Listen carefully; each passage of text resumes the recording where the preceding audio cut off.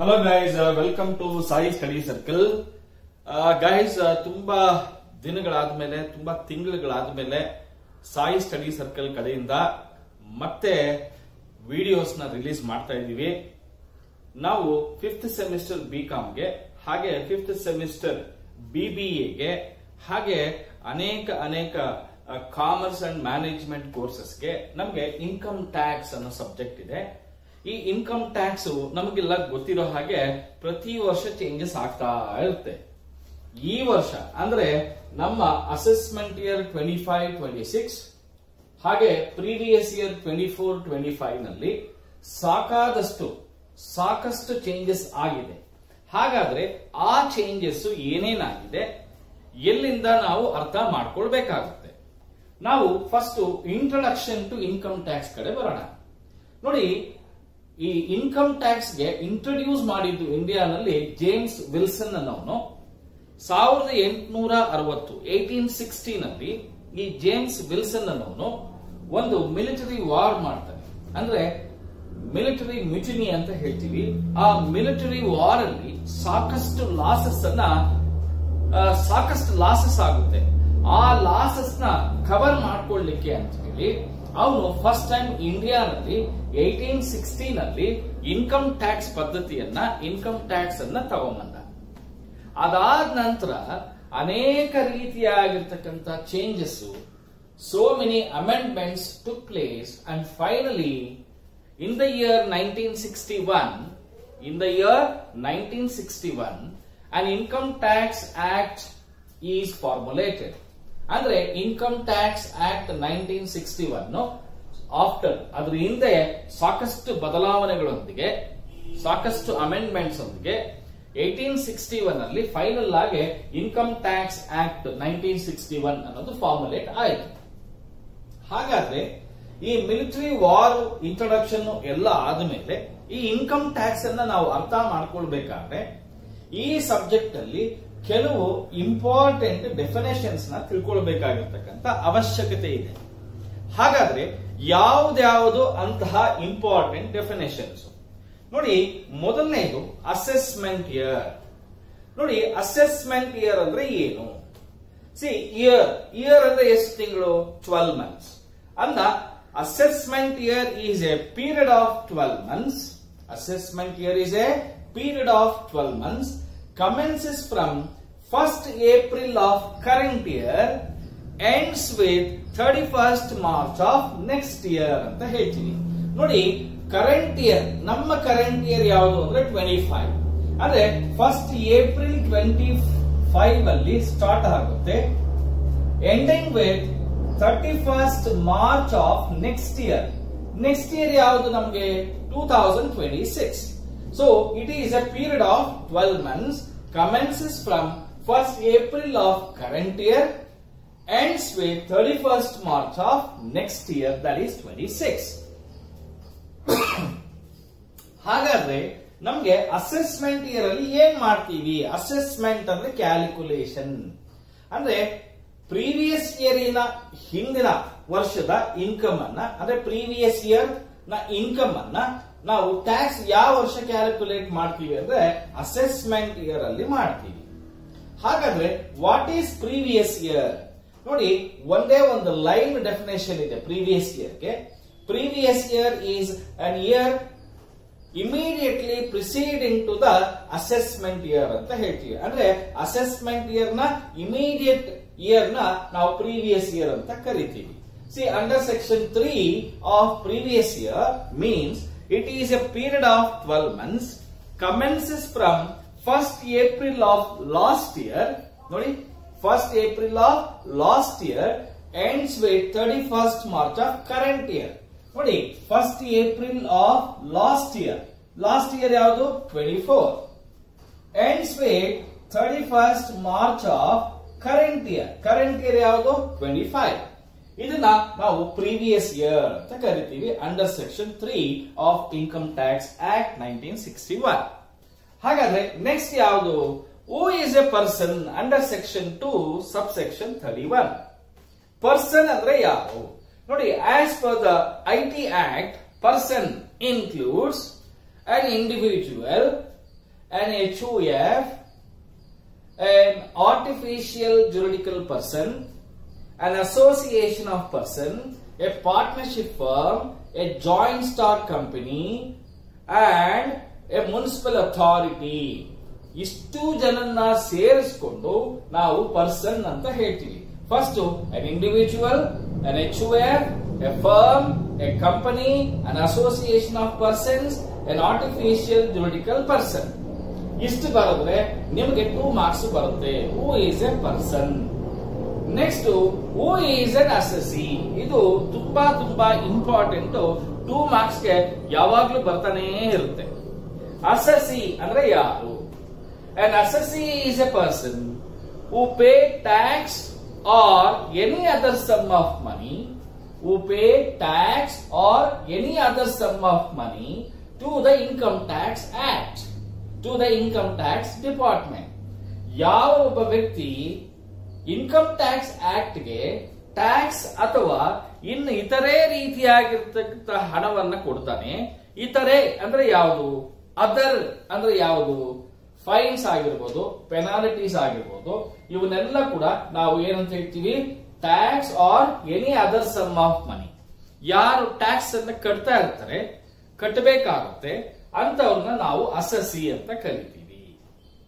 ನೋಡಿ, ಅಸೆಸಿನಲ್ಲಿ ನಮಗೆ 2 ರೀತಿಯಾಗಿರ್ತಕ್ಕಂಥ ಅಸೆಸಿಗಳಿದ್ದಾರೆ. ಒಬ್ಬನ್ನ ಡೀಮ್ಡ್ ಅಸೆಸಿ, ಇನ್ನೊಬ್ಬನ್ನ ಅಸೆಸಿ ಇನ್ ಡಿಫಾಲ್ಟ್ ಅಂತ ಹೇಳ್ತೀವಿ.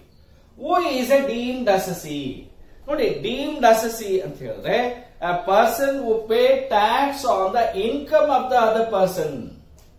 ಅಂದ್ರೆ ಬೇರೆಯವರ ಇನ್ಕಮ್ ಮೇಲೆ ನಾನು ಇನ್ಕಮ್ ಟ್ಯಾಕ್ಸ್ ಕಟ್ತಾ ಇದ್ರೆ, ಬೇರೆಯವರ ಇನ್ಕಮ್ ಮೇಲೆ ನೀವು ಟ್ಯಾಕ್ಸ್ ಅನ್ನ ಕಟ್ತಾ ಇದ್ರೆ ನನ್ನನ್ನ ಡೀಮ್ಡ್ ಅಸೆಸಿ ಅಂತ ಕರಿತೀವಿ. ಫಾರ್ ಎಕ್ಸಾಂಪಲ್, ನನ್ನ ಮಗ ಮೈನರ್ ಅಂತ ಅನ್ಕೋಣ.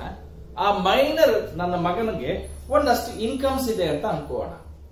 ಇನ್ಕಮ್ಸ್ ಇದ್ದಾಗ ಆಸ್ ಪರ್ ದ ಲಾ ಯಾರು 18 ವರ್ಷ ತುಂಬಿರಲ್ಲ ಅವ್ರನ್ನ ಮೈನರ್ ಅಂತ ಕನ್ಸಿಡರ್ ಮಾಡ್ತೀವಿ.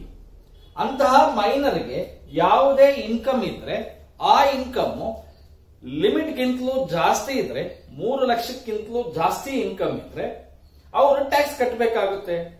ಬಟ್ ಮೈನರ್ ಇನ್ಕಮ್ ಟ್ಯಾಕ್ಸ್ ನ ಫೈಲ್ ಮಾಡೋ ಹಾಗಿಲ್ಲ. ಹಾಗಾದ್ರೆ ಆ ಇನ್ಕಮ್ ನ ಯಾರು ತೋರಿಸ್ಕೊಳ್ತಾರೆ ಅಂದ್ರೆ ಅವರ ಪೇರೆಂಟ್ಸ್ ಅಥವಾ ಅವರ ಲೀಗಲ್ ಹೇರ್ಸ್ ಯಾರಿದ್ದಾರೆ ಅಥವಾ ಅವ್ರನ್ನ ಯಾರು ನೋಡ್ಕೊಳ್ತಾ ಇರ್ತಾರೆ, ಗಾರ್ಡಿಯನ್ ಅಂತ ಹೇಳ್ತೀವಿ, ಅವರನ್ನ ನಾವು ಡೀಮ್ಡ್ ಅಸೆಸಿ ಅಂತ ಕರಿತೀವಿ. Next assessee in default. ಹೆಸರಲ್ಲೇ ಇದೆ ನೋಡಿ, ಡಿಫಾಲ್ಟರ್ ಅಂತ ಹೇಳ್ತೀವಿ. ಅಂದ್ರೆ an assessee in default is a person who is not fulfilled, who fails to fulfill the obligations of Income Tax Act. ಅಂದ್ರೆ ಇನ್ಕಮ್ ಟ್ಯಾಕ್ಸ್ ಆಕ್ಟ್ ಹೇಳಿರ್ತಕ್ಕಂತಹ ಯಾವುದೇ ರೂಲ್ಸ್ ರೆಗ್ಯುಲೇಷನ್ಸ್ ಅನ್ನ follow ಮಾಡಿರೋದಿಲ್ಲ ಅಂತವರನ್ನ ನಾವು ಅಸೆಸಿ ಇನ್ ಡಿಫಾಲ್ಟ್ ಅಂತ ಹೇಳ್ತೀವಿ. ನೋಡಿ, who is an assessee, deemed assessee, assessee in default. ಈ 3 question ಅಲ್ಲಿ ಯಾವುದಾದ್ರೂ ಒಂದು ಕ್ವಶನ್ ಡೆಫಿನೆಟ್ ಆಗಿ ಪ್ರತಿ ವರ್ಷ ಎಕ್ಸಾಮಿನೇಷನ್ ಗೆ ಕೇಳ್ತಕ್ಕಂಥ ಕ್ವಶನ್ 2 ಮಾರ್ಕ್ಸ್ ಗೆ ಗ್ಯಾರಂಟಿ ಬರುವಂತದ್ದು.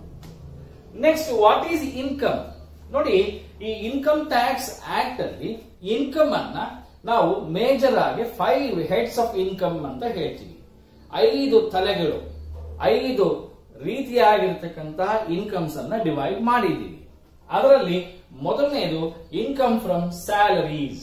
ಅಂದ್ರೆ ನೀವು ಸರ್ವಿಸ್ ಕೊಡ್ತಾ ಇದ್ರೆ ನಿಮ್ಮ ಸರ್ವಿಸ್ಗೆ ಬರ್ತಕ್ಕಂತಹ ಪ್ರತಿ ತಿಂಗಳು ಪ್ರತಿ ವರ್ಷ ಬರ್ತಕ್ಕಂತಹ ದುಡ್ಡನ್ನ, ಇನ್ಕಮ್ ಅನ್ನ ಸ್ಯಾಲರಿ ಇನ್ಕಮ್ ಅಂತ ಹೇಳ್ತೀವಿ. ಆ ಸ್ಯಾಲರಿ ಇನ್ಕಮ್ ನ ನಾವು ಅಂಡರ್ ಸೆಕ್ಷನ್ 2 ಸಬ್ ಸೆಕ್ಷನ್ 24 ಅಲ್ಲಿ ಇನ್ಕಮ್ ಅಲ್ಲಿ ಸೇರಿಸ್ತೀವಿ. ಹಾಗೆ ಇನ್ಕಮ್ ಫ್ರಮ್ ಹೌಸ್ ಪ್ರಾಪರ್ಟಿ, ಮನೆ ಇದ್ದು ಬಾಡಿಗೆ ಕೊಟ್ಟಿದ್ರೆ ಅದನ್ನ ಇನ್ಕಮ್ ಫ್ರಮ್ ಹೌಸ್ ಪ್ರಾಪರ್ಟಿ ಮಾಡ್ತೀವಿ.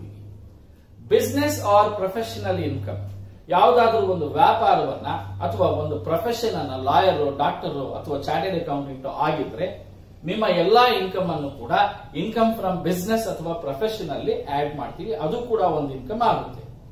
ಕ್ಯಾಪಿಟಲ್ ಗೇನ್ಸ್, ಯಾವುದೋ ಒಂದು ಅಸೆಟ್ ಇದೆ, ಶೇರ್ಸ್ ಇದೆ, ಸೆಕ್ಯೂರಿಟೀಸ್ ಇದೆ, ನೀವು ಕೊಂಡ್ಕೊಂಡ ಪ್ರೈಸ್ಗಿಂತಲೂ ಹೆಚ್ಚು ಪ್ರೈಸ್ಗೆ ಹೆಚ್ಚು ಬೆಲೆಗೆ ಮಾರಾಟ ಮಾಡಿದ್ದೀರಾ, ಅದರಿಂದ ನಿಮಗೆ ಲಾಭ ಬಂದಿದೆ, ಅದನ್ನ ಕ್ಯಾಪಿಟಲ್ ಗೇನ್ಸ್ ಅಂತ ಹೇಳ್ತೀವಿ.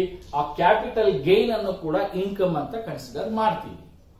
ಇನ್ನ ಇನ್ಕಮ್ ಫ್ರಮ್ ಅದರ್ ಸೋರ್ಸಸ್, ಯಾರಿಗೂ ಬಡ್ಡಿ ಕೊಟ್ಟಿದ್ದೀರಾ, ಬ್ಯಾಂಕ್ ಅಲ್ಲಿ ಫಿಕ್ಸ್ ಡೆಪಾಸಿಟ್ ಇಟ್ಟಿದ್ದೀರಾ, ಇನ್ ಯಾವುದೋ ಒಂದು ರೀತಿಯಾಗಿರ್ತಕ್ಕಂಥ ಲಾಟರಿ ಇನ್ಕಮ್ ಬಂದಿದೆ, ಓಕೆನಾ, IPL ಕ್ರಿಕೆಟ್ ಬೆಟ್ಟಿಂಗ್ ಆಡಿದ್ದೀರಾ, ಯಾವುದೋ ಒಂದು, ಓಕೆನಾ, ಅಂತಹ ಎಲ್ಲ ಇನ್ಕಮ್ ಅನ್ನ ನಾವು ಇನ್ಕಮ್ ಫ್ರಮ್ ಅದರ್ ಸೋರ್ಸಸ್ ಅಂತ ಹೇಳ್ತೀವಿ.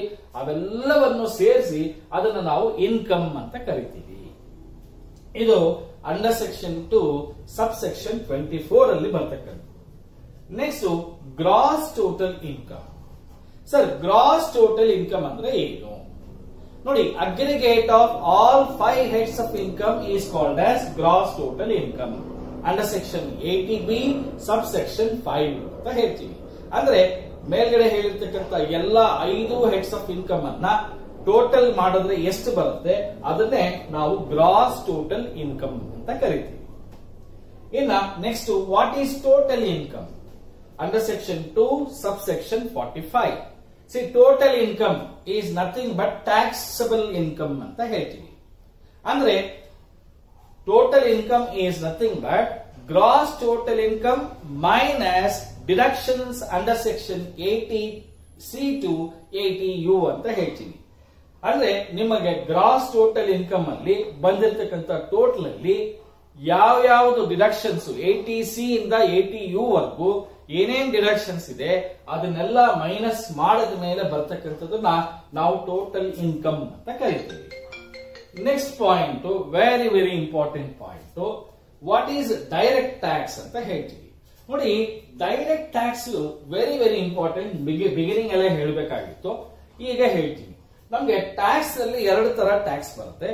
ಒಂದು ಡೈರೆಕ್ಟ್ ಟ್ಯಾಕ್ಸ್, ಇನ್ನೊಂದು ಇಂಡೈರೆಕ್ಟ್ ಟ್ಯಾಕ್ಸ್. ಡೈರೆಕ್ಟ್ ಟ್ಯಾಕ್ಸ್ ಅಂದ್ರೆ ಏನು ಅಂದ್ರೆ ಡೈರೆಕ್ಟ್ ಆಗಿ ಟ್ಯಾಕ್ಸ್ ಆಗ್ತಕ್ಕಂಥದ್ದು. ಅಂದ್ರೆ incident and impact. Incidents and impact if it is on the same person we call it as A direct tax.